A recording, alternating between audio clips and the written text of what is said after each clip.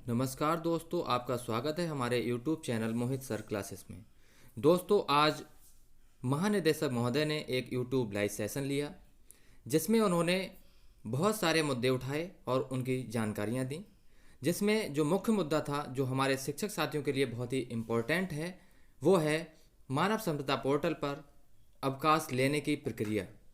कि क्या प्रक्रिया है, किसको रिपोर्टिंग ऑफिसर बनाना है, हेडमास्टर को रिपोर्टिंग ऑफिसर बनाया जा सकता है या नहीं बनाया जा सकता है, हेडमास्टर किसको रिपोर्टिंग ऑफिसर बनाएगा, बीईओ कितने दिन का मेडिकल आपको अप्रूव कर सकते हैं, मेडिकल लेने के बाद आपको किसको रिक्वेस्ट भेजनी है, ज्वाइनिंग रिक्वेस्ट भेजनी है। इन सारी जानकारियों को आज उन्होंने साझा किया और हमारी जिज्ञासाओं को शांत किया। तो आइए देखते हैं उन्होंने आज क्या कहा।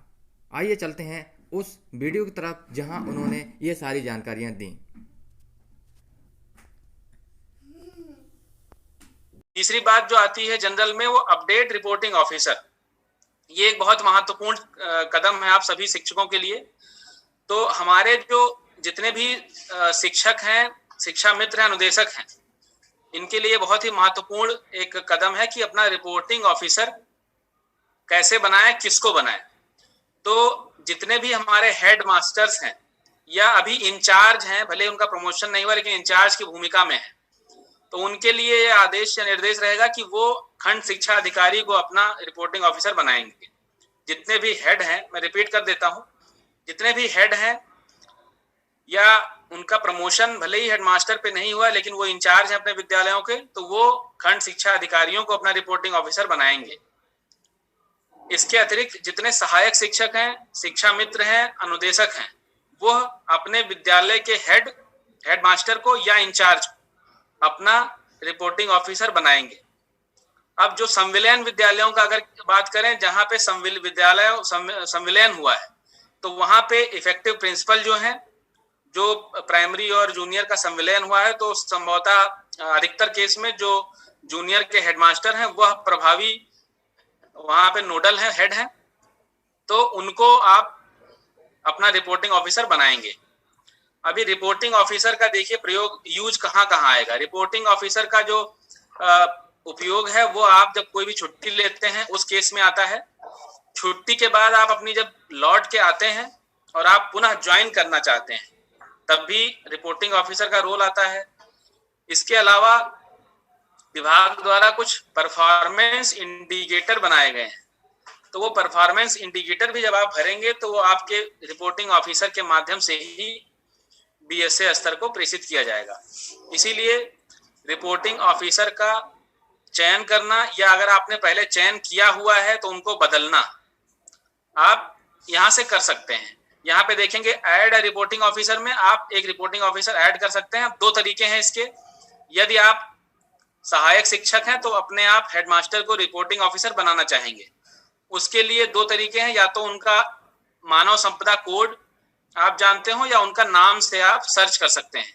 उसके पहले है कि आप सर्विसेज सेलेक्ट करेंगे, ऑनलाइन सर्विसेज। ऑनलाइन सर्विसेज में देखते हैं क्या क्या है। ऑनलाइन सर्विसेज में लीव है, ट्रांसफर है, एनुअल प्रॉपर्टी राइट है, एनओसी है। तो इन सभी चीजों के लिए आपको रिपोर्टिंग ऑफिसर सेलेक्ट करना है। तो अभी मैंने जो बात की थी कि सहायक शिक्षक अपने हेडमास्टर को करेंगे, हेडमास्टर खंड शिक्षा अधिकारी को करेंगे, वह लीव के संदर्भ में है। क्योंकि अभी यहाँ पे प्रभावी जो चीज है वो लीव है, तो आप लीव के लिए रिपोर्टिंग ऑफिसर सेलेक्ट करेंगे। सहायक शिक्षक जो है वो हेडमास्टर को और हेडमास्टर खंड शिक्षा अधिकारियों को रिपोर्टिंग ऑफिसर चयनित कर लेंगे। तो रिपोर्टिंग ऑफिसर दो तरीके से कर सकते हैं, या आप नाम डाल करके या उनका EHRMS कोड डाल करके आप अपडेट कर सकते हैं। इसके बाद आप नीचे लिस्ट ऑफ रिपोर्टिंग ऑफिसर में आप ये भी दे सकते हैं कि आपका रिपोर्टिंग ऑफिसर कौन पड़ा हुआ है। इसके बाद आपका जो बहुत महत्वपूर्ण है लीव मॉड्यूल, इस पे बात करेंगे। तो लीव मॉड्यूल आप सभी जानते हैं इसमें दो जो बहुत महत्वपूर्ण लिंक हैं, एक है माई लीव, दूसरा है अदर्स लीव। तो देखिए माई लीव भी सभी के लिए है और अदर्स लीव जो है वो केवल जो हेड हैं या इंचार्ज हैं उनके लिए होगा। माई लीव में अगर आप जाएंगे, इसका मतलब हुआ जो आपको छुट्टियां अपनी खुद की आवेदन करनी है, या उसका बैलेंस देखना है, या अपने जो आवेदन किया है उसका स्टेटस देखना है, या आपने पहले कोई छुट्टी अगर आवेदन की हो तो उसको कैंसिल करना है, या उसके बाद महत्वपूर्ण चीज आती है लीव अर्ली ज्वाइनिंग। ये एक नई चीज आपको लग रही होगी। इसका अर्थ ये हुआ कि आप यदि कोई छुट्टी लेते हैं आकस्मिक अवकाश के अलावा, यदि आप मैटरनिटी लीव लेते हैं, यदि आप बाल देखभाल अवकाश लेते हैं, यदि आप मेडिकल लीव लेते हैं, तो उसके बाद जब आप लीव से लौटेंगे तो आपको एक ज्वाइनिंग ऑनलाइन करनी पड़ती है, या अगर आपकी छुट्टी खत्म होने से पहले आप लौट रहे हैं तो आपको यहाँ से अर्ली ज्वाइनिंग करनी पड़ती है। तो इन सब के बारे में हम लोग एक एक करके बात करेंगे। अदर्स लीव में मैं बता दूं, अदर्स लीव अगर कोई हेडमास्टर है या खंड शिक्षा अधिकारी है उनको भी दिखता है। अगर वो देखना चाहें कि उनको किसने अपनी छुट्टी भेजी है, वो सारी चीजें इसमें दिखेंगी। कितनी छुट्टियां उनकी पेंडिंग है, कितनी उन्होंने डिस्पोज कर दी, ये सारी चीजें इसमें दिखेंगी। तो हम लोग पहले माई लीव में बात करेंगे कैसे अप्लाई किया जाता है छुट्टियां। तो छुट्टी अप्लाई करने के लिए आप सभी लोग अप्लाई लीव में जाते हैं। लीव अप्लाई में आपको 3-4 चीजें उसमें डालनी पड़ती हैं। सबसे पहला, किस तरह की लीव आप लेना चाहते हैं। मान लीजिए आप कैजुअल लीव लेना चाहते हैं तो आप उसमें कैजुअल लीव सेलेक्ट करते हैं। रिपोर्टिंग ऑफिसर, ध्यान दीजिएगा, रिपोर्टिंग ऑफिसर यहाँ पे बहुत महत्वपूर्ण है। मैं दोबारा इसको आपको याद दिला दूं।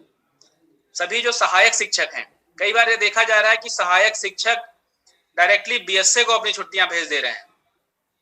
कई बार सहायक शिक्षक डायरेक्टली पीओस को अपनी छुट्टियां भेज दे रहे हैं कैजुअल लीव, जो कि गलत है। सहायक शिक्षक हमेशा प्रधान शिक्षक को ही अपना रिपोर्टिंग ऑफिसर बनाते हुए और उनको अपनी छुट्टियां भेजेंगे। अगर वो छुट्टी प्रधानाध्यापक के अधिकार क्षेत्र में है तो वह स्वीकृत करेगा, अन्यथा वो आगे बीओ को फॉरवर्ड कर देगा। ये पूरी प्रक्रिया का पालन किया जाना है। तो लीव में अप्लाई करते समय कौन सी छुट्टी आप लेना चाहते हैं। अर्न लीव के बारे में बताना चाहूंगा मैं कि हर 1 साल की सर्विस में आपको एक ईएल मिलती है। हालांकि पोर्टल पे आपको कई बार दिखता है 300 दिन का ईएल आपको बैलेंस दिखता है, या कई बार आपको अगर ब्लॉक में अपडेट नहीं हुआ है तो 0 दिन का दिखता है। इस संबंध में आप अर्न लीव अप्लाई कर सकते हैं जितनी आपकी सर्विस हुई है। खंड शिक्षा अधिकारी स्तर पर उसको देखेंगे, वो वेरीफाई करेंगे कि क्या वास्तव में आपकी उतनी सेवा हुई है, आप उतनी अर्हता रखते हैं उतनी छुट्टियों की। यदि आप रखते हैं तो वो खंड शिक्षा अधिकारियों द्वारा उसका स्वीकृत किया जाएगा। कैजुअल लीव आप सभी वाकिफ हैं, ये बहुत ही प्रचलित छुट्टी है। साल में 14 दिन की छुट्टी मिलती है आपको कैजुअल लीव। इसको आप अप्लाई करने के लिए, मान लीजिए कैजुअल लीव अप्लाई करते हैं आप, तो इसमें आपको जिस दिन से आप छुट्टी ले रहे हैं वो दिन करना है। आप एक चीज और इम्पोर्टेंट मैं आपको बता देना चाहूंगा सभी शिक्षकों को, जो हाफ लीव है ये शिक्षकों के लिए एप्लीकेबल नहीं है।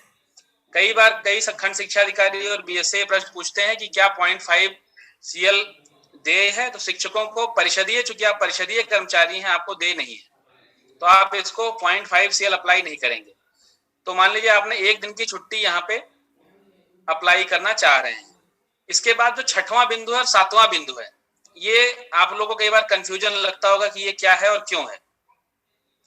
जो 6वां बिंदु है और 7वां बिंदु है, इसका महत्व तो यह है कि जब आप छुट्टी से लौट के आएंगे या छुट्टी पे जाने से पहले आपकी अगर कोई छुट्टी पड़ रही है, संडे पड़ रहा है, तो आप इसमें अगर लिख देंगे तो आपकी जो ज्वाइनिंग होगी, जब आप ऑनलाइन ज्वाइनिंग की रिक्वेस्ट करेंगे, जैसे मान लीजिए 15 तारीख को मैंने अवकाश लिया, 16 को मान लीजिए संडे है, तो अगर आप इसमें भर देंगे कि 16 को संडे था लीव सफिक्स में 7वें कॉलम में, तो आपकी जो ज्वाइनिंग रिक्वेस्ट वो 17 को एक्सेप्ट कर लेगा। नहीं तो वो 16 को ही आपका 16 को वो पूछेगा आपसे कि 16 का आपका क्या स्टेटस है, जबकि 16 की आपकी एक संडे का अवकाश है। इसीलिए ये 2 कॉलम बनाए गए हैं कि यदि आप जो अवकाश ले रहे हैं उसके पहले अगर कोई संडे पड़ रहा है या कोई मान लीजिए गजेटेड हॉलीडे पड़ रहा है, होली, दिवाली, दशहरा, वो आप इसमें भर सकते हैं।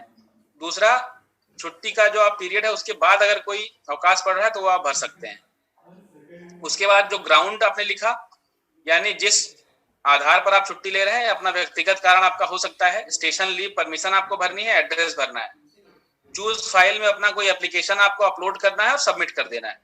तो ये हुई कैजुअल लीव अप्लाई करने की प्रक्रिया। अब कुछ शिक्षक सोच रहे होंगे कि जब हम एम स्थापना ऐप से सीएल अप्लाई करते हैं तो हमें सिर्फ फ्रॉम और टू सेलेक्ट करना पड़ता है, ये सफिक्स और प्रीफिक्स नहीं सेलेक्ट करना पड़ता है।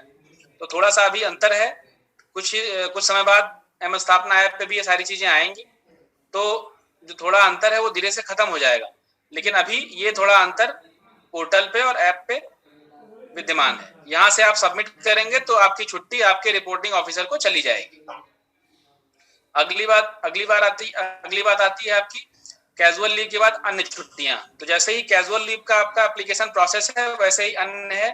अगला लेकिन महत्वपूर्ण जो 2 और छुट्टियां हैं, वो एक मेडिकल अवकाश है और दूसरा सीसीएल है। तो मेडिकल की अगर बात करें तो मेडिकल अवकाश में आप सभी के काफी सुधार विभाग द्वारा किया गया है। पहले आप सभी को मेडिकल लेने के लिए बहुत सी समस्याएं थी। आप सभी को मेडिकल जब आप लेते थे तो आप एप्लीकेशन आप बीआरसी पे आपको भिजवाना पड़ता था किसी माध्यम से, आप कई बार नहीं जा सकते थे। उसके बाद आपका वेतन रुकता था। जब आप 30 दिन बाद या 45 दिन बाद या 15 दिन बाद दोबारा ज्वाइन करते थे तो आपको वेतन लगवाने के लिए चक्कर काटने पड़ते थे। वो प्रक्रिया काफी हद तक समाप्त की गई है। अभी आप मेडिकल अवकाश फुल पे लीव अगर आप अप्लाई करते हैं, उसमें लेकिन शर्त है, आप मेडिकल लीव अप्लाई करेंगे अपना आवेदन पत्र और डॉक्टर का प्रिस्क्रिप्शन लेटर के साथ। जैसे ही मान लीजिए आपने 15 दिन का मेडिकल लीव अप्लाई कर दिया, तो आपके खंड शिक्षा अधिकारी की जिम्मेदारी होगी कि वो आपकी मेडिकल लीव स्वीकृत कर दें। अगर आप 42 दिन से कम की छुट्टी लेते हैं तो वो खंड शिक्षा अधिकारी के स्तर की है। अगर आप इससे अधिक, तो वो खंड शिक्षा अधिकारी द्वारा बीएसए को फॉरवर्ड की जाती है। ये छुट्टी खंड शिक्षा अधिकारी स्वीकृत कर देंगे। उसके बाद 15 दिन बाद जब आप स्वस्थ होके आते हैं वापस, तो आपकी जिम्मेदारी होती है कि आप मानव संपदा पोर्टल से ऑनलाइन ज्वाइनिंग भी करें। ये बहुत ही महत्वपूर्ण है। कई शिक्षकों को अभी इसकी जानकारी नहीं है। इसके अभाव में वो बहुत परेशान हो रहे हैं। अगर आप मेडिकल, सीसीएल, मैटरनिटी से वापस लौटते हैं तो आपको मानव संपदा पोर्टल के माध्यम से ऑनलाइन ज्वाइनिंग करना अनिवार्य है। ऑनलाइन ज्वाइनिंग में आपको फिटनेस सर्टिफिकेट अपलोड करना है।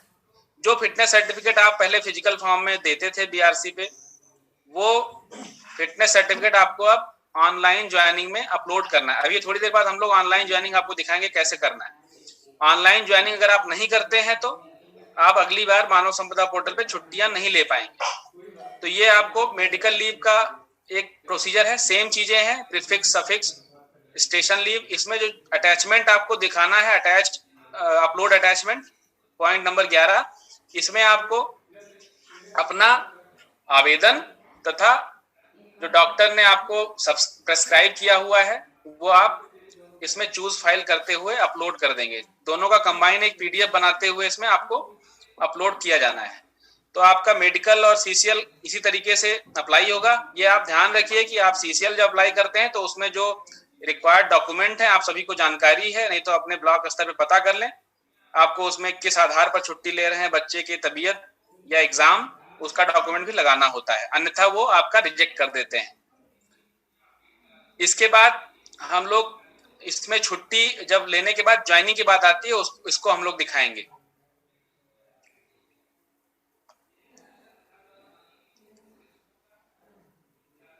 अच्छा, दूसरा इसमें आप सभी ये परिचित हैं, व्यू बैलेंस आप देख सकते हैं ऊपर जो दूसरा है व्यू बैलेंस, जिसमें आपके सारी छुट्टियां दिखाई गई हैं कि छुट्टियां आपकी बची हुई हैं। तो यहाँ पे एक चीज और ध्यान रखनी है कि कुछ छुट्टियां जो हैं वो परिषदीय शिक्षकों के लिए नहीं होती हैं, तो वो हटा दी गई थी, स्टडी लीव हटा दी गई थी। बाकी कुछ छुट्टियां जो आपके लिए हैं वो आप अवेल कर सकते हैं, अप्लाई कर सकते हैं और उसको खंड शिक्षा अधिकारी द्वारा अप्रूव कर दिया जाएगा। यहाँ पे एक और महत्वपूर्ण बात आती है कुछ ऐसे शिक्षक हैं जिनका अभी लीव बैलेंस अपडेट नहीं किया गया है, तो उनका बैलेंस 0 दिखाता है, यानी ब्लॉक स्तर से उनकी छुट्टियां अभी अपडेट नहीं की गई हैं। ऐसे शिक्षकों को तत्काल अपने बीआरसी पर संपर्क करना है और अपनी सभी छुट्टियां अपडेट करा लेनी है। ये चीज खंड शिक्षा अधिकारियों से भी विभाग ने मांगा है कि कितने ऐसे शिक्षक हैं जिनका आपने लीव बैलेंस अपडेट नहीं किया है, अपडेट नहीं किया है। ये भी पोजीशन विभाग द्वारा मांगी गई है कि कुछ शिक्षकों का विद्यालय के अभिलेखों में जो छुट्टी उन्होंने ली थी वो सर्विस बुक में अंकित नहीं थी। ऐसे शिक्षक भी निकल के आए हैं जिन्होंने विद्यालय अभिलेख के अनुसार 500 छुट्टियां ले रखी हैं, सर्विस बुक में सिर्फ 50 छुट्टियां चढ़ी हैं और मानव संपदा पोर्टल पे सिर्फ 30 छुट्टियां चढ़ी हैं। तो ये खंड शिक्षा अधिकारी स्तर से इस पे कार्रवाई हो रही है। जो सही लोग हैं और गलत दोनों तरीके के लोग हैं, कुछ लोग अपनी छुट्टियां जानबूझकर नहीं चढ़वा रहे हैं, उनको निर्देश रहेगा अपनी छुट्टियां आप सही करवा लें मानव संपदा पोर्टल पर, अन्यथा आपकी भी जवाबदेही इसमें फिक्स होगी। इसके बाद माई लीव में तीसरी चीज जो आती है वो एप्लीकेशन स्टेटस। तो जो आपने छुट्टी का आवेदन किया है वह अभी कहाँ पे है, किस स्तर पे है, वो आप यहाँ से देख सकते हैं। जैसे हर छुट्टी जो आप आवेदित करते हैं उसका एक रेफरेंस नंबर होता है, लीव रेफरेंस नंबर, जो कि बहुत महत्वपूर्ण डॉक्यूमेंट एक संख्या है। आप सभी लोग इस बात की भी जानकारी रखते होंगे कि आजकल जो अधिकारी आपके विद्यालयों में निरीक्षण पे आ रहे हैं, अगर आप विद्यालय में अनुपस्थित हैं, अगर आप छुट्टी लेकर के अनुपस्थित हैं, तो आपका लीव रेफरेंस नंबर प्रेरणा ऐप पर मांग कर संबंधित अधिकारी द्वारा भरा जा रहा है। अतः आप सभी को ये लीव रेफरेंस नंबर जब आप छुट्टी आवेदन करें तो अपने विद्यालय को जरूर सूचित करा दें, ताकि आपकी अनुपस्थिति में कोई अधिकारी अगर निरीक्षण करता है तो ये लीव रेफरेंस नंबर उसके द्वारा पोर्टल पे प्रेरणा इंस्पेक्शन ऐप में भर दिया जाएगा और वहां से सिस्टम चेक कर लेगा कि क्या आपने छुट्टी आवेदित की है, आपकी छुट्टी अस्वीकृत तो नहीं कर दी गई है।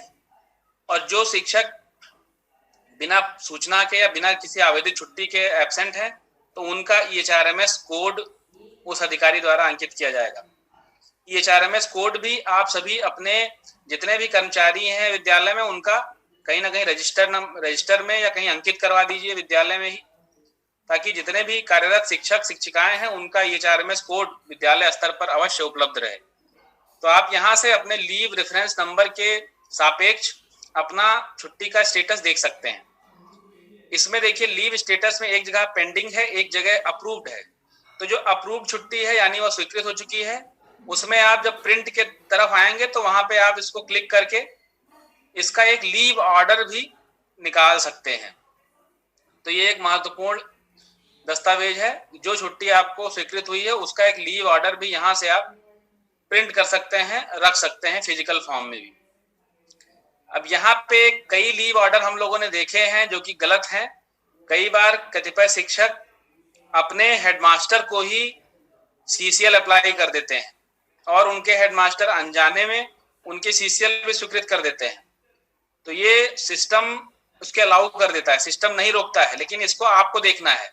आपके जो अधिकार हैं आप उन्हीं का क्रियान्वयन करेंगे। आपका अधिकार एज ए हेड टीचर ये नहीं है कि आप CCL या मेडिकल शिक्षकों की स्वीकृत करें। ऐसी छुट्टियां आपको अपने खंड शिक्षा अधिकारी को फॉरवर्ड करनी है, अग्रसारित करनी है, वो इस पे कार्रवाई करेंगे या BSA को भेजेंगे। तो ये आपकी लीव की स्टेटस आप लोगों ने देख लिया, छुट्टियों की स्थिति आपने देख ली। इसके बाद माई लीव में जो इंपॉर्टेंट है कैंसिल लीव।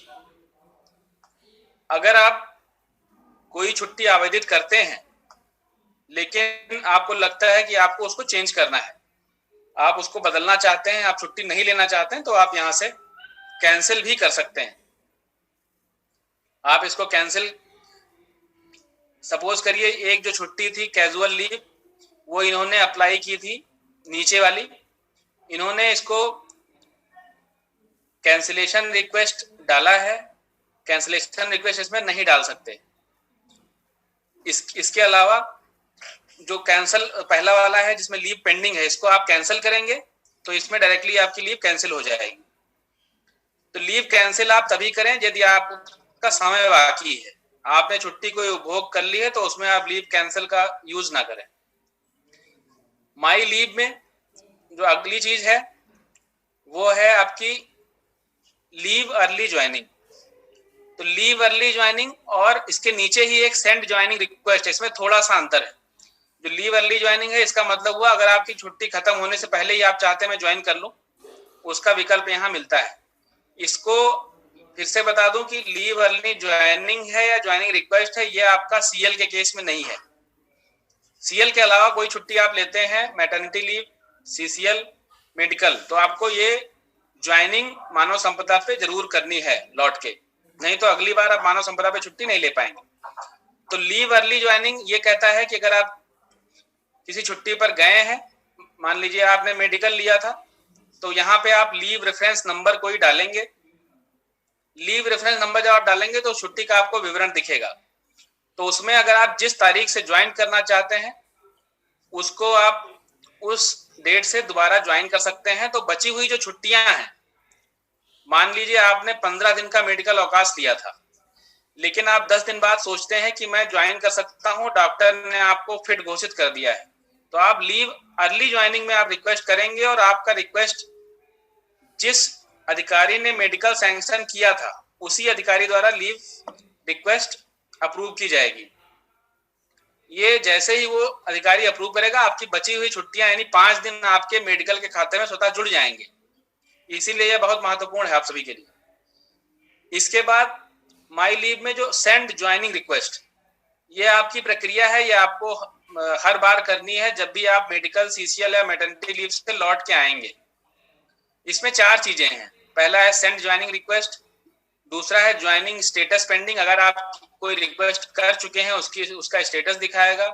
तीसरा है ज्वाइनिंग स्टेटस अप्रूव्ड। चौथा है सेंड लीव ज्वाइनिंग रिक्वेस्ट। तो आपको चौथे पे काम करना है, सेंड लीव ज्वाइनिंग रिक्वेस्ट। इसमें मान लीजिए आप किसी छुट्टी से आए हैं, आप मेडिकल लीव से आए हैं, मेडिकल लीव आपने पूरी अपनी अवेल कर ली है 15 दिन की। उसके बाद आप ज्वाइन करेंगे विद्यालय, आप अपना विवरण भरेंगे, आप अपना ज्वाइनिंग डेट भरेंगे, रीजन भरेंगे, चूज फाइल में अगर आप मेडिकल के बाद आए हैं तो फिटनेस सर्टिफिकेट अपलोड करेंगे। यहाँ के बाद इसको आप सेव करेंगे। सेव करते ही आपके रिपोर्टिंग ऑफिसर को ये चला जाएगा। रिपोर्टिंग ऑफिसर यानी अगर आप सहायक शिक्षक हैं तो आपके हेडमास्टर को चला जाएगा। हेडमास्टर का उत्तरदायित्व तो होता है कि वो इसे खुद स्वीकृत नहीं करेंगे, ये खंड शिक्षा अधिकारी को भेजेंगे। खंड शिक्षा अधिकारी स्तर से या बीएसए स्तर से लीव ज्वाइनिंग एक्सेप्ट हो जाएगी। एक्सेप्ट होते ही संबंधित कर्मचारी को एक मैसेज प्राप्त होगा। मैसेज में लिखा रहेगा कि आपकी ज्वाइनिंग जो है स्वीकृत की जा चुकी है और विद्यालय में भौतिक रूप से आप ज्वाइन हो जाएंगे। तो ये प्रक्रिया आपको अवश्य करनी है, अन्यथा अगली बार आप छुट्टी लेना चाहेंगे तो सिस्टम आपको अलाउ नहीं करेगा। इसके बाद माई लीव में सारी इंपॉर्टेंट चीजें हमने बात की। लास्ट कैलेंडर है जो कि आपके लिए बहुत महत्वपूर्ण नहीं है। इसके बाद अदर्स लीव आती है। अदर्स लीव अदर्स लीव में अभी मैंने जैसे बात की कि जो हेडमास्टर्स हैं उनके लिए ये इंपॉर्टेंट है। आपके पास मान लीजिए आपके सहायक शिक्षकों की या अनुदेशकों की या शिक्षा मित्रों की छुट्टियां आती हैं, तो आप क्या करेंगे? हेडमास्टर्स के लिए सबसे महत्वपूर्ण काम है, आप देखते रहिए कि व्यू पेंडिंग रिक्वेस्ट में आप देखते रहिए कि किसने किसने आपको छुट्टियों का आवेदन किया है। तो आप जब व्यू पेंडिंग रिक्वेस्ट देखेंगे तो आपको दिखेगा कि कितने शिक्षकों ने आपको छुट्टी का आवेदन किया है। सहायक शिक्षक होंगे उनमें भी ये कॉलम रहेगा, लेकिन उनमें कोई पेंडिंग रिक्वेस्ट हमें नहीं दिखेगी क्योंकि उनको किसी ने छुट्टी का आवेदन नहीं किया है। तो पेंडिंग रिक्वेस्ट की यहाँ पे सूची दिख जाएगी। क्योंकि ये शिक्षक प्रधान शिक्षक नहीं है या इनको किसी ने छुट्टी आवेदन नहीं किया, इसलिए यहाँ पे नहीं दिखेगा। प्रधान शिक्षकों को जिनको लीव आवेदन हुई है, जो कि किसी के रिपोर्टिंग ऑफिसर है, उनको यहाँ पे दिखेगा। अदर्स लीव में और चीज अगले बिंदु की तरफ हम लोग बढ़ते हैं, डिस्पोज लीव। तो डिस्पोज लीव में भी आपको जितनी छुट्टियां आपने निस्तारित की हैं, जिनको आपने स्वीकृत कर दिया है या अस्वीकृत कर दिया है, वो सारी सूची इसमें आपको डिस्पोज लीव में दिख जाएगी। View cancellation request. तो व्यू कैंसिलेशन रिक्वेस्ट मतलब कोई सहायक शिक्षक मान लीजिए अपनी छुट्टी जो आवेदन किया था उसको कैंसिल करना चाहता है। यहाँ पे आप एज ए हेडमास्टर जाकर देख सकते हैं और उसको अप्रूव कर सकते हैं कि ठीक है, आपकी जो लीव कैंसिल था वो अप्रूव कर दिया गया है, यानी कि उस शिक्षक को उतनी छुट्टियां उसके खाते में जुड़ जाएंगी। चौथा जो कि बहुत महत्वपूर्ण है, इसको हम लोग अंदर जाकर के देखेंगे, view joining request. View joining request में क्या है? यदि कोई शिक्षक अपने हेडमास्टर को ज्वाइनिंग रिक्वेस्ट भेजता है कि मैं छुट्टी से आ गया हूं, मुझे ज्वाइन कराइए, तो यहाँ पे दिखता है पेंडिंग रिक्वेस्ट में दिखेगा नाम जो कर्मचारी भेजता है, कौन सी छुट्टी ली थी, लीव रेफरेंस नंबर क्या था उस छुट्टी का, कब उसने अप्लाई किया था, कितने दिन का था, ये सारी चीजें डॉक्यूमेंट इसमें दिखेगा। इसके बाद इसमें आपको विकल्प रहेगा एज ए हेडमास्टर कि आप उसको फॉरवर्ड कर दें या इसको एक्सेप्ट भी कर लें या उसको रिजेक्ट कर लें। आपको एक्सेप्ट नहीं करना, आपको फॉरवर्ड करना है खंड शिक्षा अधिकारी को। अगर आप देखते हैं कि डॉक्यूमेंट उसमें अपलोड नहीं है फिटनेस, तो आप इसमें रिजेक्ट भी कर सकते हैं, एक स्तर पहले ही आप इसमें रिजेक्ट कर सकते हैं। तो ये